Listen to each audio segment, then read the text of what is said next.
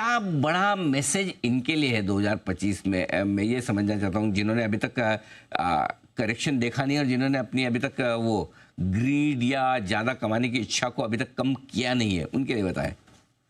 I think finally Anil ji, बहुत खुशी होती है कि इंडिया का रिटेल इन्वेस्टर भी वेल्थ क्रिएट कर पाया है लास्ट 5-6 साल में। नहीं तो हरदम यही होता था कि हमारे ग्रोथ, हमारे देश में जो हो रहा है अच्छा, उसका बेनिफिट सब फॉरेन इन्वेस्टर ही भुगतते थे। आई थिंक तो hats off to retail investors, और आपके जैसे मीडियम से जो आप कॉन्फिडेंस देते रहते हो, उससे भी बहुत फर्क पड़ता है। आई थिंक रिटेल इन्वेस्टर्स जो कर रहे हैं वो बेस्ट है। आप सिस्टमेटिक इन्वेस्टमेंट प्लान में इन्वेस्ट करते रहिए।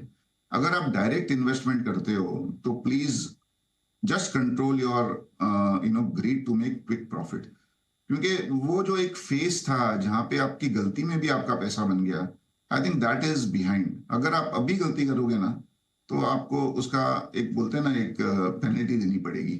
तो आई थिंक थोड़ा सा be a little bit more conscious कि आप कौन से स्टॉक में और क्यों इन्वेस्ट कर रहे हो। और ये जो चैट ग्रुप और ये व्हाट्सएप यूनिवर्सिटी में जो टिप घूमती रहती है, उस पर थोड़ा अभी है ना, you have to take it with a pinch of salt. ये बात सही कहा आपने। वैसे तो काफ़ी कुछ नए नए लेसन सीख चुके हैं व्हाट्सएप और टेलीग्राम यूनिवर्सिटी से, लेकिन अभी भी कुछ सीखना। और बाकी आपने कहा कि भाई थोड़ी उम्मीद रिटर्न्स की कम कर लें, पहले जैसे आराम से पैसे नहीं बन जाएंगे, गलती करने पे भी नहीं बनेंगे। कितनी उम्मीद रखें रीजनेबल? क्या इंडेक्स लेवल पे 10% बन जाए तो खुश हो जाएं कि चलो निफ्टी सेंसेक्स वगैरह साल में 10-12% बढ़ गए, गुड?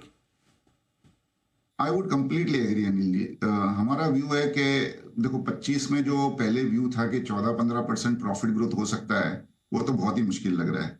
बट अभी भी उम्मीद है कि 26 और 27 में प्रॉफिट ग्रोथ कैन बी 14-15%। हमारा ये मानना है कि लार्ज कैप्स मानी निफ्टी वगैरह में may be low double digit returns बन सकते हैं। थोड़ा अल्फा क्रिएट होके 14-15% would be a very very good return to expect. खाली एक ही प्रॉब्लम है, हम ये 1 साल से बोल रहे हैं और लास्ट 1 साल में ज्यादा रिटर्न बने। तो इन्वेस्टर को हम बोलते भी है ना कि 14-15% बनेगा, फिर भी इन्वेस्टर के दिमाग में वही 25% रिटर्न का एक्सपेक्टेशन रहता है। बट इस टाइम सच्ची में लग रहा है कि 14-15% would be a great return with tax benefit जो इक्विटी इन्वेस्टर को लॉन्ग टर्म में मिलता है। आई थिंक अगर आपका 5 साल में 14-15% भी रिटर्न बना तो पैसा डबल होता है। That's a great great return. तो इसका मतलब ये कि अगर 10% 12% सोचे तो मतलब निफ्टी नया हाई बना दे 2025 में 26,300 26,500, तो ये एक अच्छा अचीवमेंट माना जाना चाहिए, राइट? मुझे लगता है अनिल, लेकिन सिर्फ 2-3 चीजें हैं ना, उसमें थोड़ा सा एक बोलते हैं ना मसाला डाल सकती है in terms of added returns. एक तो ऑब्वियसली जैसे मैंने कहा, I think this budget can be a pro growth budget.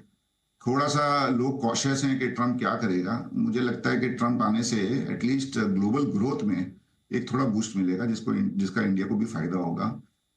India का एक्सपोर्ट्स थोड़ा बढ़ सकता है बिकॉज जो भी अपने बात कर रहे हैं ट्रम्प की भी कि भाई सेफगार्ड ड्यूटी लगाएगा, तो उसका निशाना आज की तारीख में तो कनाडा, मेक्सिको और चाइना पे ज्यादा है।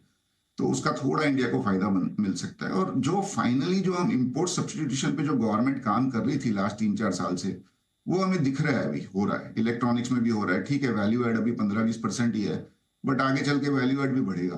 तो I think this import substitution और export opportunity can add a little bit to the growth of the GDP.